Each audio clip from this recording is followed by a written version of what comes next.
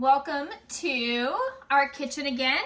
This is Miss Woodruff, and today we're going to be making hot browns. But we're not going to be making just any old hot browns. We're going to be making hot browns the Mustang Café way. So, this is just different than a traditional hot brown because a hot brown is usually an open face sandwich that is like toasted bread with turkey and a Mornay cheese sauce and a tomato on top. Well, we are going to make ours in individual cups.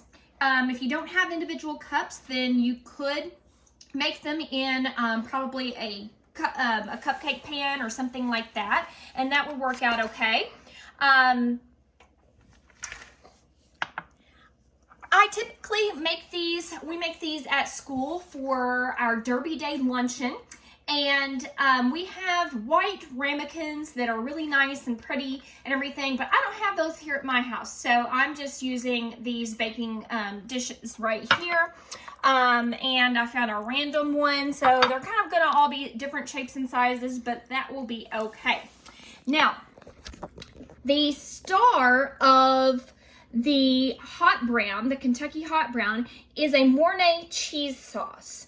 So, what I want to do is go ahead and make our sauce, and I'm going to put a saucepan on the stove and put it on about medium or just a little bit above. Now, we are going to make a roux to start out with. A roux is equal parts butter and flour, or any kind of oil or fat. So, I'm going to put my 2 tablespoons of butter in this pan here and let it melt.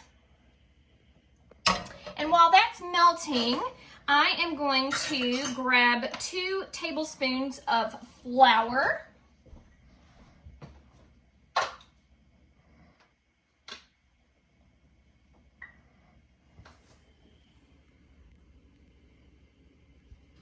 And I'm going to have that ready for when I need it.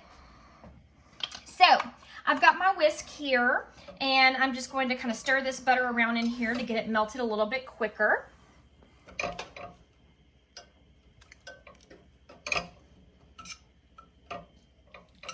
So, my butter is melted, and I'm going to put my 2 tablespoons of flour in there, and I'm going to stir constantly for about a minute. Now, we do not want to let this get brown. We want to keep it a white sauce. So I just want to stir for the 1 minute. I don't want to let it start to brown. If it starts to brown, you probably have your heat up too high and you need to take that off.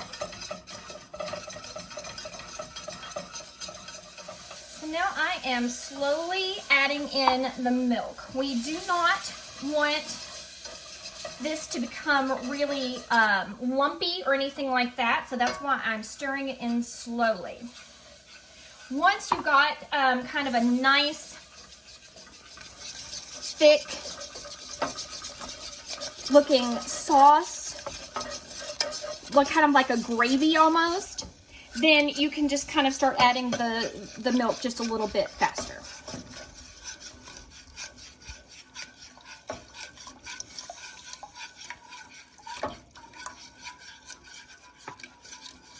You want to stir that because it is a little bit lumpy.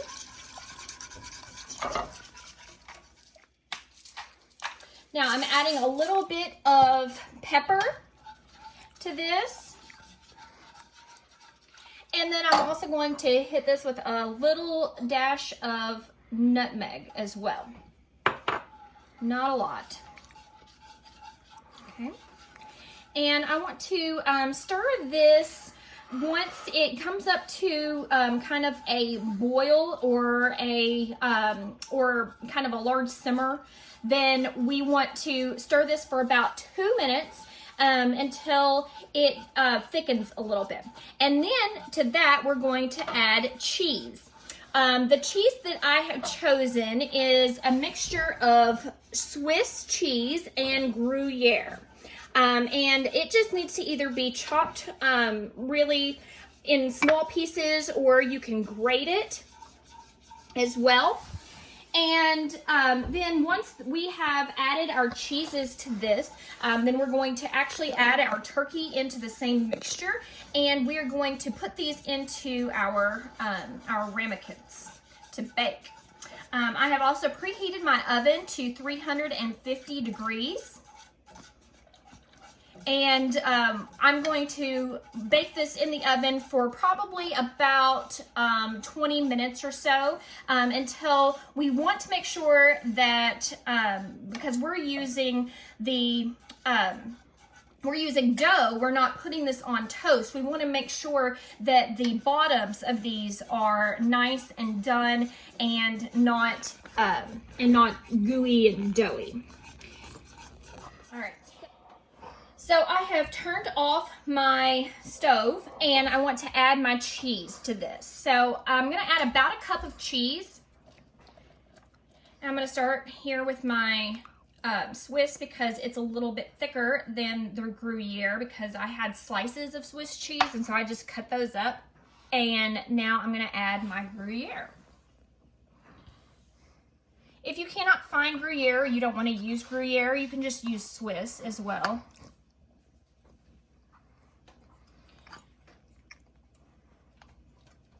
Now I'm just going to stir this until it gets thicker.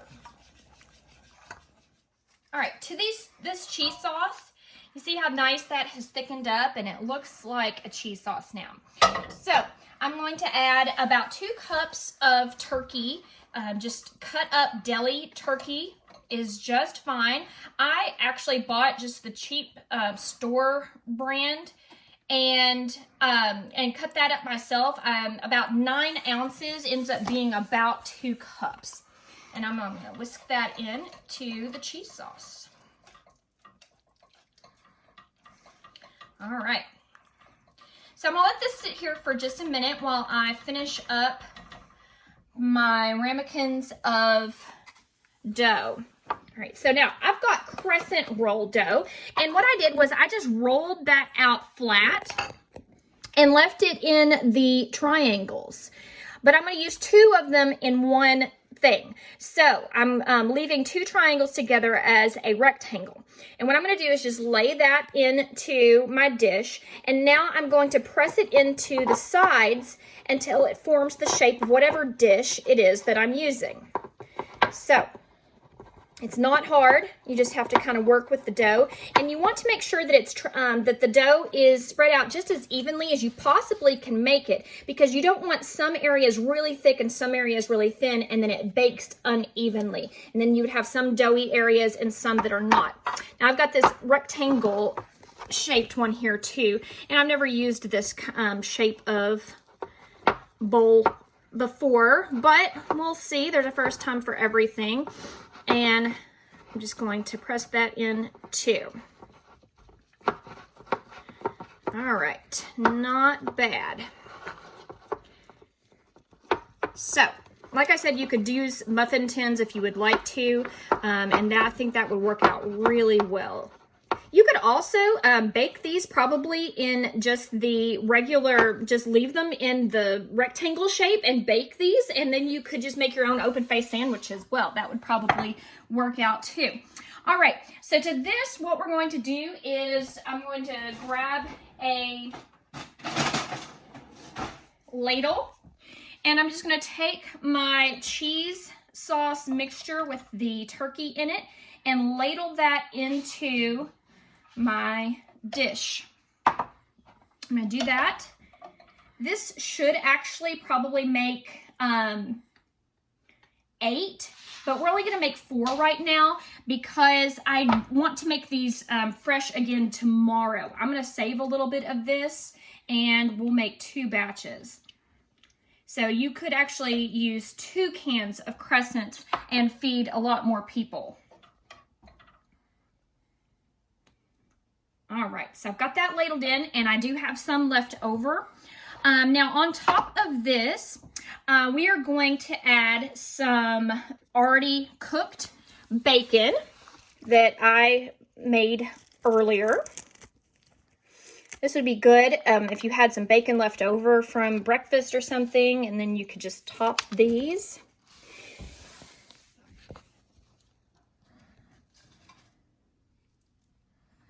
And the recipe actually calls for a tomato. The traditional Kentucky hot brown does use a tomato, just a plain raw tomato.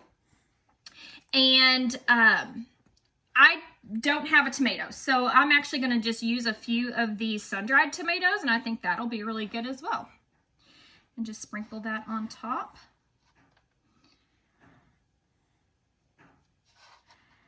All right, and then we are going to take a little bit of Parmesan cheese, sprinkle that on top.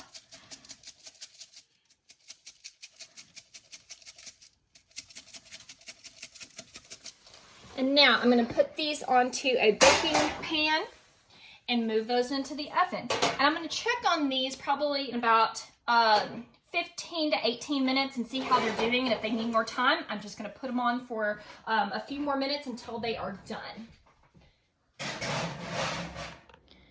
It took about 20 minutes to get these the color that I wanted.